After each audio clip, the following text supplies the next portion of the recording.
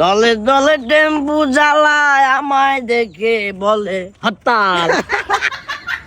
বয়স আমার বেশি না, ডুম বাজালে ডুম ভাজালে ডুম।